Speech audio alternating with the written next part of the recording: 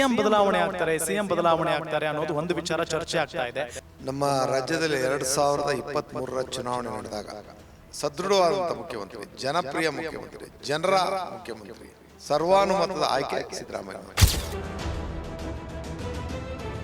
ಹೀಗಾಗಿ ಗಣೇಶ ವಿಸರ್ಜನೆ ಸಂದರ್ಭದಲ್ಲಿ ನಾಗಮಂಗಲದಲ್ಲಿ ಒಂದು ಗಲಾಟೆ ಆಗ್ಬಿಡುತ್ತೆ, ಘರ್ಷಣೆ ಆಗ್ಬಿಡುತ್ತೆ. ಅಂದ್ರೆ ಪ್ರತಿ ಬಾರಿ ಈ ಬಿಜೆಪಿ ಜೆಡಿಎಸ್ ಅಲಯನ್ಸ್ ಆದಂತಹ ಸಂದರ್ಭದಲ್ಲಿ ಇಂಥ ಗಲಾಟೆಗಳು ಜಾಸ್ತಿ ಆಗ್ತವೆ ಅಂತ ಹೇಳ್ತಾರೆ. ಈ ಗಣಪತಿ ಉತ್ಸವದ ವಿಚಾರದಲ್ಲಿ ಕ್ಷುಲ್ಲಕ ವಿಚಾರವನ್ನು ದೊಡ್ಡದು ಮಾಡೋದು ಸಲ್ಲದು. ಈ ಗಲಭೆ ಮಾಡೋದು, ಧರ್ಮದ ಹೆಸರನ್ನ ಉಪಯೋಗಿಸೋದು, ಜಾತಿಯ ಹೆಸರನ್ನ ಉಪಯೋಗಿಸೋದು ಸಲ್ಲದು. ಎಲ್ಲರೂ ಕೂಡ ಒಗ್ಗೂಡಿ ಭಾರತ ಮಾತೆಯ ಮಕ್ಕಳು ಅಂತ ಅಂದಾಗ ಈ ದೇಶ ಅಭಿವೃದ್ಧಿ ಹೊಂದಲಿಕ್ಕೆ ಸಾಧ್ಯ. ಈ ರೀತಿಯ ಒಂದು ತಪ್ಪು ಕಲ್ಪನೆಗಳಿಗೆ ನಾವು ಅವಕಾಶ ಮಾಡಿಕೊಂಡ್ರೆ ಮುಂದೊಂದು ದಿನ ಐಕ್ಯ ಭಾರತವನ್ನ ಕಲ್ಪನೆ ಮಾಡ್ಕೊಳ್ಳೋಕೆ ಸಾಧ್ಯ ಇಲ್ಲ. ಸರ್, ಎಲ್ಲೋ ಒಂದ್ ಕಡೆ ಸಿಎಂ ಬದಲಾವಣೆ ಆಗ್ತಾರೆ ಅನ್ನೋದು ಒಂದು ವಿಚಾರ ಚರ್ಚೆ ಆಗ್ತಾ ಇದೆ. ಮತ್ತೊಂದು ಕಡೆ ನಮ್ಮ ನಾಯಕರೇ ಸಿಎಂ ಆಗಬೇಕು ಅಂತ ಹೇಳಿ ಕಾಂಗ್ರೆಸ್ನಲ್ಲಿ ಅವರವರ ಕಾರ್ಯಕರ್ತರು ಬಹಳಷ್ಟು ಪ್ರಚಾರವನ್ನು ಮಾಡ್ತಾ ಇದ್ದಾರೆ. ಸಾಮಾಜಿಕ ಜಾಲತಾಣದಲ್ಲಿ ಪೋಸ್ಟ್ ಹಾಕೋ ಮುಖೇನ, ಅಂದರೆ ಈ ಸತೀಶ್ ಜಾರಕಿಹೊಳಿ ಅವರಾಗಿರ್ಬೋದು, ಜೊತೆಗೆ ಲಕ್ಷ್ಮೀ ಹೆಬ್ಬಾಳ್ಕರ್ ಬೆಂಬಲಿಗರಾಗಿರ್ಬೋದು, ಹೀಗೆ ಕೆಲವರ ಹೆಸರುಗಳು ಕೇಳಿ ಬರ್ತಾ ಇದ್ದೇವೆ. ಸರ್, ಏನು ಹೇಳ್ತೀರಿ ಇದ್ರ ಬಗ್ಗೆ? ನಮ್ಮ ರಾಜ್ಯದಲ್ಲಿ 2023ರ ಚುನಾವಣೆ ನಡೆದಾಗ ಮತ್ತೊಮ್ಮೆ ಸಿದ್ದರಾಮಯ್ಯ ಪ್ರಶ್ನೆ, ಗ್ಯಾರಂಟಿ ಯೋಜನೆಗಳು, ರಾಹುಲ್ ಗಾಂಧಿಯವರ ನಾಯಕತ್ವ, ಇವಿಷ್ಟೇ ಪ್ರಶ್ನೆ ನಡೆದದ್ದು. ರಾಹುಲ್ ಗಾಂಧಿಯವರು ಬಡವರ ಕಲ್ಯಾಣ ಕಾರ್ಯಕ್ರಮಕ್ಕಾಗಿ ನಮ್ಮ ಪಕ್ಷದ ಅಧ್ಯಕ್ಷರು ಮತ್ತು ನಮ್ಮ ಪಕ್ಷದ ನಾಯಕರಾಗಿರ್ತಕ್ಕಂಥ ಡಿ.ಕೆ. ಶಿವಕುಮಾರ್ ಅವರು ಮತ್ತು ನಮ್ಮೆಲ್ಲರ ಅಗ್ರಗಣ್ಯ ನಾಯಕರಾದಂಥ ಸಿದ್ದರಾಮಯ್ಯನವರು ಕುಳಿತು ತೀರ್ಮಾನ ಮಾಡಿದಂಥ ಪಂಚ ಗ್ಯಾರಂಟಿಗಳು. ಇದು ಹಿಂದಿನ ಸರ್ಕಾರ ಲೂಟಿಯೊಂದಿಗೆ, ಭ್ರಷ್ಟಾಚಾರದ ಆಗರದೊಂದಿಗೆ, ಕೋವಿಡ್ನಲ್ಲೂ ಕೂಡ ಲೂಟಿಯನ್ನು ಮಾಡಿದಂಥವರು ಜನರನ್ನು ನಲುಗಿಸಿ ಸಂಕಷ್ಟದಲ್ಲಿದ್ದೂ ಕೂಡ ಈ ದೇಶದಲ್ಲಿ ಒಂದು ರಾಜ್ಯದ ಆಡಳಿತ ಹೇಗಿರಬೇಕು ಅನ್ನೋದನ್ನು ದಿಕ್ಕು ತಪ್ಪಿಸಿದವರು ಹಲವಾರು ಮುಖ್ಯಮಂತ್ರಿಗಳನ್ನ ನೋಡಿದಂಥ ದಿನ. ಕಾಂಗ್ರೆಸ್ ಅಧಿಕಾರಕ್ಕೆ ಬಂದರೆ ಒಬ್ಬ ಮುಖ್ಯಮಂತ್ರಿ, ಎದುರಾಳಿ ಅಧಿಕಾರಕ್ಕೆ ಬಂದರೆ 3-4 ಜನ ಮುಖ್ಯಮಂತ್ರಿ. ಅದು ಅವ್ರಿಗೆ ಸಹಿಸ್ಕೊಳ್ಳೋಕ್ಕಾಗದಿರ್ತಕ್ಕಂಥ ವಿಚಾರ. ಅದಕ್ಕೋಸ್ಕರ ಸಿದ್ದರಾಮಯ್ಯನವ್ರ ಮೇಲೆ ಗೊಂದಲ, ಕಾಂಗ್ರೆಸ್ ಮೇಲೆ ಗೊಂದಲ, ಈ ರೀತಿ ಹೇಳಿಕೆಗಳನ್ನ, ಕುಚೋದ್ಯಗಳನ್ನ ಮಾಡೋದು ಸಹಜ. ರಾಜಕಾರಣದಲ್ಲಿ ಎದುರಾಳಿಯ ಕುತಂತ್ರನ ಅರಿತುಕೊಂಡೇ ನಾವು ಕೂಡ ಕಾರ್ಯಕ್ರಮನ, ನಮ್ಮ ಜವಾಬ್ದಾರಿನ ನಮ್ಮದೇ ಆದಂಥ ರೀತಿ ನೀತಿಯಲ್ಲಿ ನಾವು ಪ್ರದರ್ಶನ ಮಾಡ್ತೀವಿ. ಇಲ್ಲಿ ಬದಲಾವಣೆ ಅನ್ನೋಂಥ ಮಾತು ಖಡಾಖಂಡಿತವಾಗಿ ಇಲ್ಲದ ವಿಚಾರ. ಅದನ್ನು ಯಾರೂ ಪ್ರಶ್ನೆ ಎತ್ತೋಕ್ಕೂ ಅವಕಾಶ ಇಲ್ಲ. ಅದು ಹೈಕಮಾಂಡ್.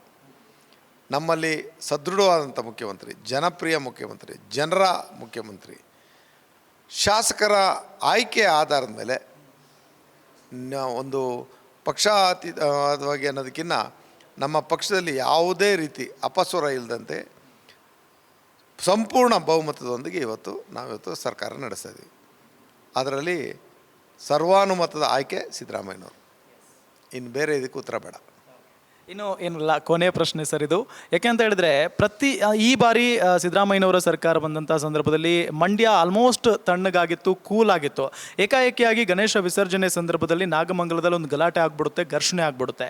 ಅಂದರೆ ಪ್ರತಿ ಬಾರಿ ಈ ಬಿಜೆಪಿ ಜೆಡಿಎಸ್ ಅಲಯನ್ಸ್ ಆದಂಥ ಸಂದರ್ಭದಲ್ಲಿ ಇಂಥ ಗಲಾಟೆಗಳು ಜಾಸ್ತಿ ಆಗ್ತವೆ ಅಂತ ಹೇಳ್ತಾರೆ. ಏನು ಕಾರಣ ಇರ್ಬೋದು ಸರ್ ಈ ಗಲಾಟೆಗೆ? ಕರ್ನಾಟಕದ ಜನತೆ ಗಮನಿಸ್ತಿದ್ದಾರೆ ಎಲ್ಲನೂ. ಬಡವರ ಕಲ್ಯಾಣ ಕಾರ್ಯಕ್ರಮಗಳನ್ನ ದೃಷ್ಟಿಯಲ್ಲಿಟ್ಕೊಂಡು ಅಭಿವೃದ್ಧಿಯಲ್ಲಿ ಒಂದು ದೇಶದ ಆರ್ಥಿಕತೆ ಶ್ರೀಸಾಮಾನ್ಯನ ಆರ್ಥಿಕತೆ ಜೊತೆಯಲ್ಲಿರ್ತದೆ. ಸರ್ಕಾರ ಲಾಭ ಮಾಡಿ ಸರ್ಕಾರ ಏನೋ ಕಾರ್ಯಕ್ರಮ ರೂಪಿಸ್ಬಿಟ್ರೆ ಸರ್ಕಾರ ಬಲಿಷ್ಠವಾಗಿದೆ ಅನ್ನೋದಲ್ಲ. ಸರ್ಕಾರದಲ್ಲಿ ಒಂದು ಯೋಚನೆ ಯಾವಾಗಲೂ ಹೇಗಿರಬೇಕು ಅಂತಾರೆ, ಈ ದೇಶದ ಪ್ರಜೆ ಅಥವಾ ಈ ರಾಜ್ಯದ ಪ್ರಜೆ ಸಂತುಷ್ಟಿಯಾಗಿದ್ದಾನ, ಅವನ ಬದುಕು ನೆಮ್ಮದಿಯಾಗಿದೆಯಾ, ಅವನ ಬದುಕಿಗೆ ಎಲ್ಲ ಆಯಾಮಗಳು ನೆರವಾಗ್ತಾ ಇದ್ದಾವ, ಅದಕ್ಕೆ ಸರ್ಕಾರದ ಜವಾಬ್ದಾರಿ ಏನು ಅನ್ನೋದನ್ನ ಕಾರ್ಯಕ್ರಮದ ಮುಖಾಂತರ ತೋರಿಸ್ಬೇಕು. ಅದು ನಮ್ಮ ಕಾಂಗ್ರೆಸ್ದು. ಆ ಕಾರ್ಯಕ್ರಮಗಳ ಮುಖಾಂತರ ನಾವು ಇವತ್ತು ಜನರ ನಡುವೆ ಈ ಸರ್ಕಾರ ಜನರದ್ದು ಅನ್ನೋದನ್ನು ತೋರಿಸ್ಕೊಟ್ಟಿದ್ದೀವಿ. ಮನೆಯಲ್ಲಿ ಆಹಾರದ ಕೊರತೆ ಇಲ್ಲದಂಗೆ, ಮನೆಯಲ್ಲಿ ಆರ್ಥಿಕತೆಗೆ ತೊಂದರೆ ಇಲ್ಲದಂಗೆ, ಮನೆ ಮಂದಿಯಲ್ಲಿ ವಿಶೇಷವಾಗಿ ತಾಯಂದ್ರಿಗೆ ಯಾವುದೇ ಒಂದು ಸಂಚಾರ ವ್ಯವಸ್ಥೆಗೆ ಅಡೆತಡೆ ಇಲ್ಲದಂತೆ ಮನೆಯ ಬೆಳಕನ್ನು ಬೆಳಗ್ತಕ್ಕಂಥ ವಿದ್ಯುತ್ತನ್ನು ಉಚಿತವಾಗಿ ಕೊಡ್ತಾ ಇರ್ತಕ್ಕಂಥದ್ದು. ನಿರುದ್ಯೋಗಿಗಳ ಮೇಲೆ ಗಮನ ಇಟ್ಟು ನಮ್ಮ ಸರ್ಕಾರ ನಿರುದ್ಯೋಗಿ ಯುವಕ ಯುವತಿಯರಿಗೆ ಇವತ್ತು 3,000 ಕೊಡ್ತಾ ಇರ್ತಕ್ಕಂಥದ್ದು ಇವೆಲ್ಲ ಸಣ್ಣ ಕಾರ್ಯಕ್ರಮಗಳಲ್ಲ. ಯಾರು ಏನು ಬೇಕಾದ್ರೂ ಮಾತಾಡಲಿ, ಸ್ಪಷ್ಟವಾಗಿ ಈ ಗಲಭೆ ಮಾಡೋದು, ಧರ್ಮದ ಹೆಸರನ್ನ ಉಪಯೋಗಿಸೋದು, ಜಾತಿಯ ಹೆಸರನ್ನ ಉಪಯೋಗಿಸೋದು ಸಲ್ಲದು. ನಾವೆಲ್ಲ ಭಾರತ ಮಾತೆಯ ಮಕ್ಕಳು. ಎಲ್ಲ ಧರ್ಮ, ಭಾಷೆ, ವರ್ಗ ಎಲ್ಲರೂ ಕೂಡ ಒಗ್ಗೂಡಿ ಭಾರತ ಮಾತೆಯ ಮಕ್ಕಳು ಅಂತ ಅಂದಾಗ ಈ ದೇಶ ಅಭಿವೃದ್ಧಿ ಹೊಂದಲಿಕ್ಕೆ ಸಾಧ್ಯ. ನಮ್ಮಲ್ಲಿ ಯಥೇಚ್ಛವಾದಂಥ ಜನಸಂಖ್ಯೆ ಬೆಳೀತಾ ಇರಬೇಕಾದ್ರೆ ಈ ರೀತಿಯ ಒಂದು ತಪ್ಪು ಕಲ್ಪನೆಗಳಿಗೆ ನಾವು ಅವಕಾಶ ಮಾಡಿಕೊಟ್ರೆ ಮುಂದೊಂದು ದಿನ ಒಂದು ಐಕ್ಯ ಭಾರತವನ್ನು ಕಲ್ಪನೆ ಮಾಡ್ಕೊಳ್ಳೋಕ್ಕೆ ಸಾಧ್ಯ ಇಲ್ಲ.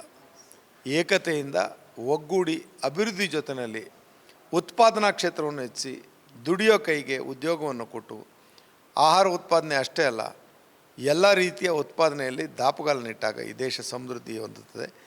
ಇದರಲ್ಲಿ ಎಲ್ಲರೂ ಒಗ್ಗೂಡಬೇಕು. ಇಲ್ಲಿ ರಾಜಕಾರಣ ಮಾಡೋದು ಅಪ್ರಸ್ತುತ ಅನ್ನೋದು. ಈ ಗಣಪತಿ ಉತ್ಸವದ ವಿಚಾರದಲ್ಲಿ ಕ್ಷುಲ್ಲಕ ವಿಚಾರವನ್ನು ದೊಡ್ಡದು ಮಾಡೋದು ಸಲ್ಲದು. ಅದು ಅಲ್ಲಿಗೆ ನಿಲ್ಲಿ.